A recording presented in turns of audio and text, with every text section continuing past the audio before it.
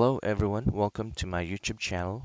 My name is Kans. In this video, I'm going to feature one of the most famous games of Alexander Alekhine, where he made a famous king walk to complete the final assault towards Black King. Now let's jump into the game. This was played in London, 1922. Alekhine played the white pieces, and Fred Yates played the black. The game starts with d4. Fred Yates played knight f6. It continued c4, e6, knight f3, d5, and knight c3. That's the queen's gambit declined opening. A very solid opening for both colors. And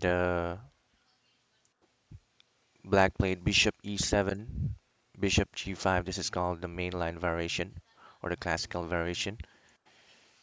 Castle kingside e3, knight bd7, rook c1, c6. Now this kind of a pawn structure is a very solid for black. He has strong, solid central pawns. Alcan played queen c2. He can also play bishop d3 here. And then rook e8. Black is planning to create a counterattack on the center where the white king still remains. Now bishop d3, d takes c4, bishop takes c4, knight d5. Black is hoping to create some exchanges on white's active pieces. And then the game continued with knight e4, f5. This move is a bad move because this exposes the king, the black king, to some threats. Like, for example, this bishop c4 can create some tactical lines later on. And also, this weakens the e6 and e5 squares. Um, and then Alcan played bishop takes e7. Alcan perceived that these dark squares e5 and f6 are already weak because of this pawn move. So he had envisioned uh, this exchange because he can jump this knight to e5 later on.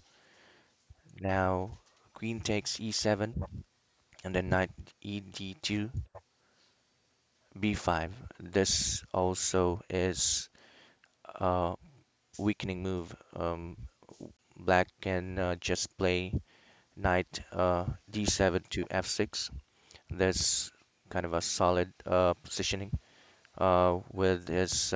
He can actually create some development with his for his queenside pieces here, like the bishop d7, and also if white captures on d5, like bishop takes d5, he can uh, reply with e takes d5, and this opens up the diagonal for the white squared bishop, and also he has nice control on on this e file, and also he can make his knight from f6 jump to e5.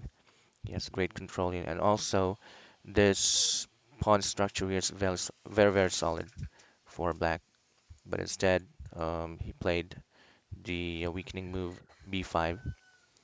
Now, Alekhine continued with bishop d5, c takes d5. As you can see here, um, white has a kind of a big advantage here because he is controlling this c file with his heavy pieces.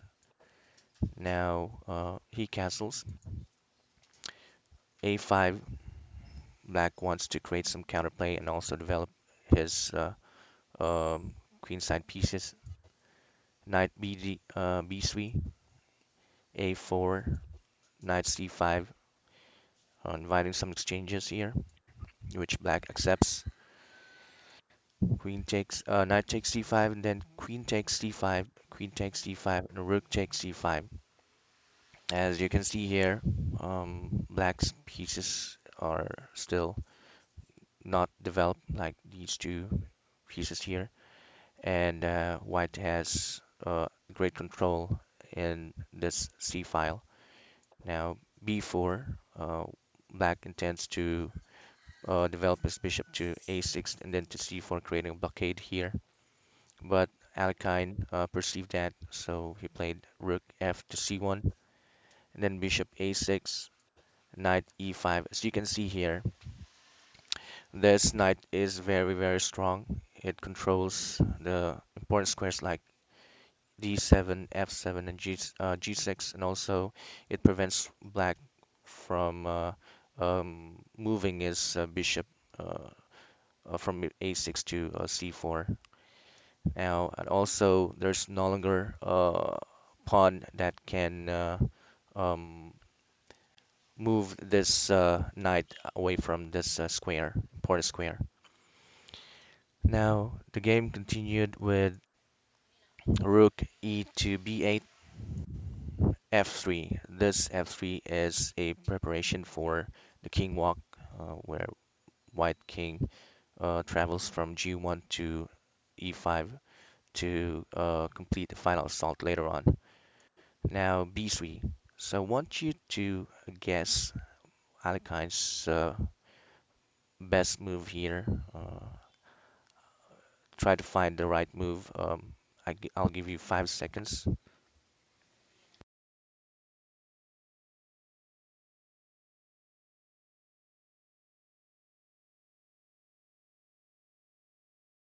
Congratulations to those who found the answer. Alekhine played a3. This is a good move.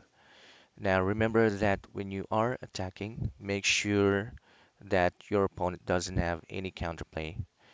And since black wants to create some counterplay here along this A file by creating exchange, um, Alekhine played the prophylactic move A3 so that he can control the black's or limit black's counterplay into passivity.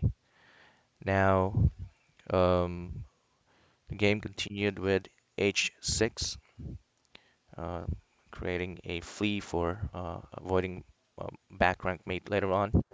Now King F2, King H7, H4. This is also a very good move because this prevents G7 to G5 truss. Now Rook F8, King G3. Now the king starts the king walk to A5, E5 later on.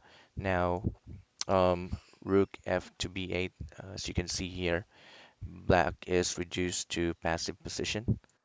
Now Rook C7, controlling this important 7th rank here. Now Bishop B5, Rook 1 to C5, Bishop A6, Rook 5 to C6, attacking this E6 square. Rook E8, King F4, King H, King G8, and then H5. This is also a good move. That's because this limits black's king's safety. And Bishop F1, G3, Bishop A6. Black is very, very passive. And then Rook F7, trying to create a battery along this 7th rank. Now King H7, Rook C to C7, attacking this G7 square. Rook G8. Now I want you to guess Alkine's brilliant move here, which um, creates the final assault towards the Black King. I'll give you 5 seconds here.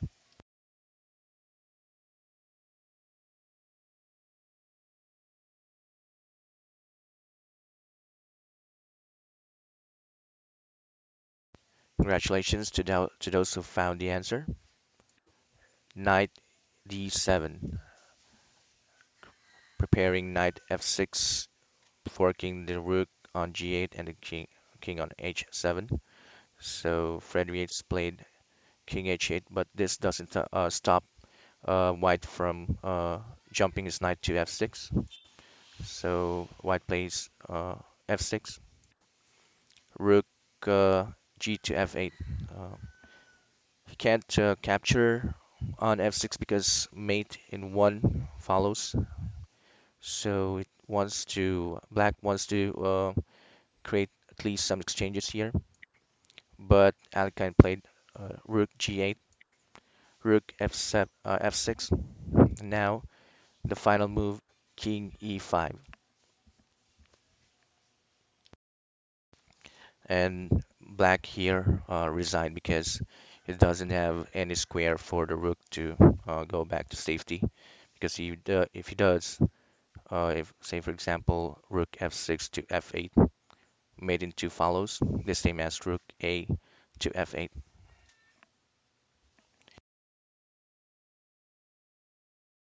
So what are the lessons that we can learn from this game? First of all, do not make pawn moves that will weaken your king 7, like f7 to f5, and also b5, which weakens the queenside pawn structure. And also, if your opponent does it in your game, make sure to exploit it. And secondly, the king walk was possible because there's no more black queen that can uh, threaten this white king to maneuver to e5.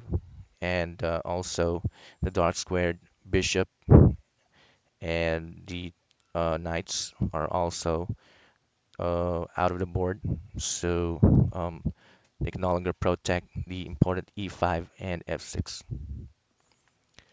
So that's it in this video. I hope that you enjoy and also learn from this game.